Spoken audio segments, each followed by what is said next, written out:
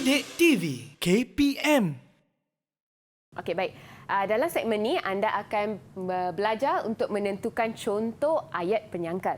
Okey, contoh ayat penyangkal ini adalah daripada implikasi akar songsangan kontrapositif yang pernah anda belajar sebelum ni di dalam kelas anda. Jadi anda pernah belajar semua itu, dan juga kalau tak silap cikgu, anda pernah belajar benar, palsu dan sebagainya. Jadi kita akan tentukan ayat penyangkal bagi pernyataan tersebut. Tetapi anda perlu ingat ayat penyangkal ini adalah untuk pernyataan jenis yang bagaimana. Okey, jadi kalau kita lihat penyangkal hanya untuk pernyataan yang palsu sahaja. Kalau pernyataan itu adalah benar, jadi kita tidak perlu tentukan ayat penyangkalnya. Kalau pernyataan itu adalah sejenis pernyataan yang palsu, kita perlu tentukan ayat penyangkal. Jadi penyangkal itu ialah sebenarnya apa? Itu adalah untuk menafikan kebenaran pernyataan tersebut. Jadi kita perlukan satu contoh ayat untuk menafikan pernyataan tersebut.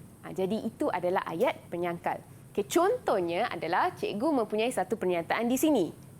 Semua poligon mempunyai 2 atau lebih perpenjuru.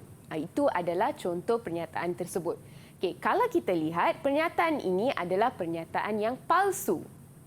Kenapa pernyataan yang palsu adalah disebabkan oleh perkataan semua.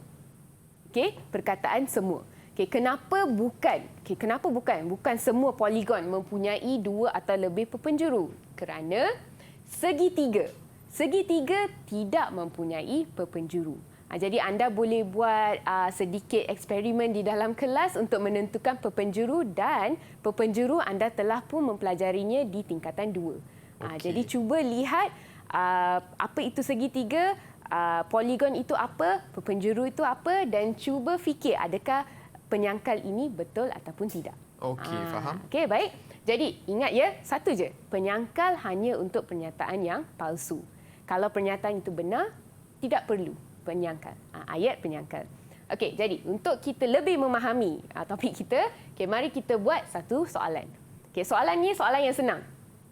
Tentukan dulu nilai kebenaran bagi pernyataan matematik di bawah ini. Sekiranya palsu. Kalau anda lihat, sekiranya palsu.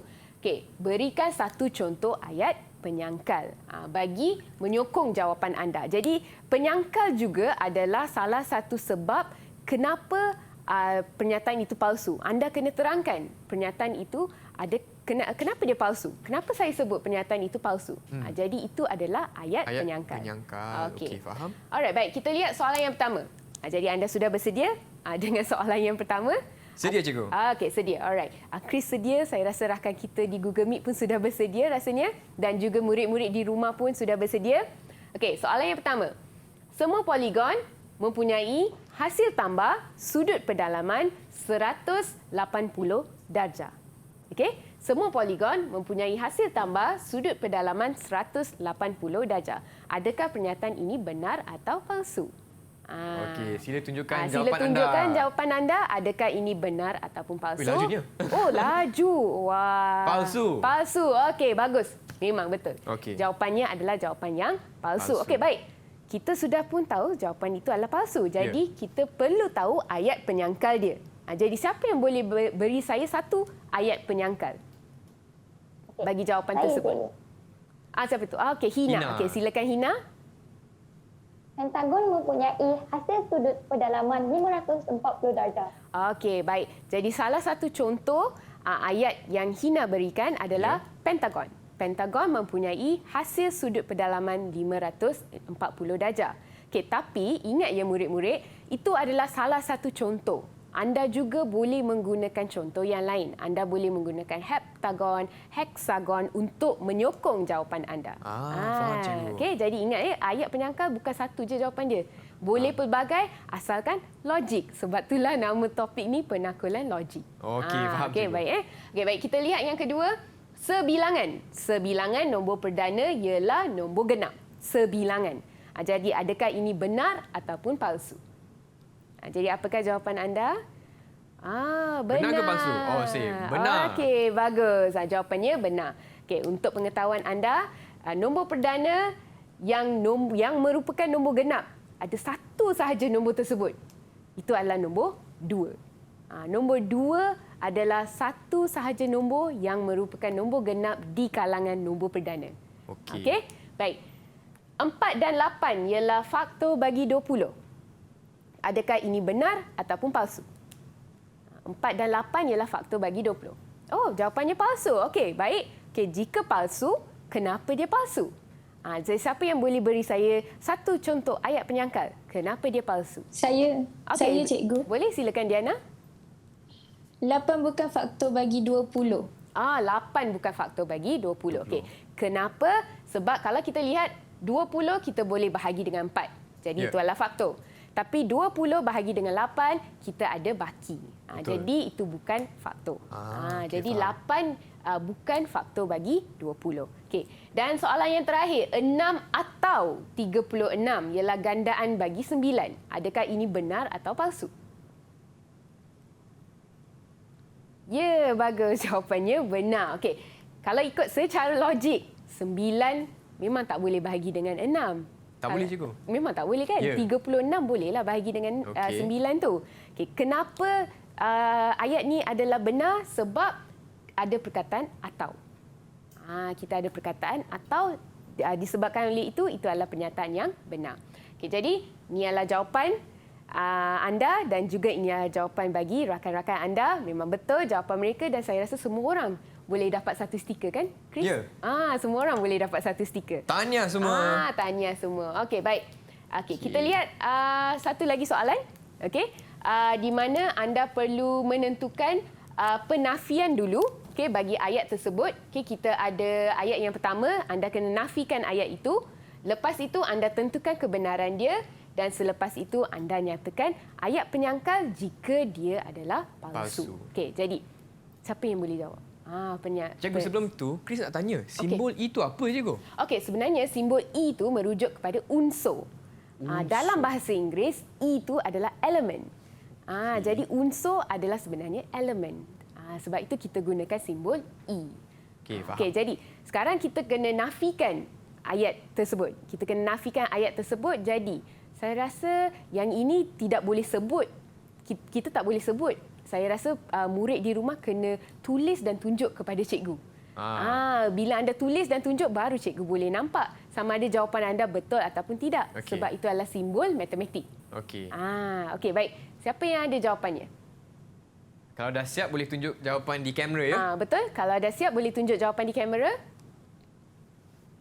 Okey, jadi simbol E Itu dia, unsur. Farah Ain. Okey. Lajunya, Farah Ain. Oh, laju. Farah Ain nak dapat stiker tu. Sebab tu dia laju. Okey. Okey.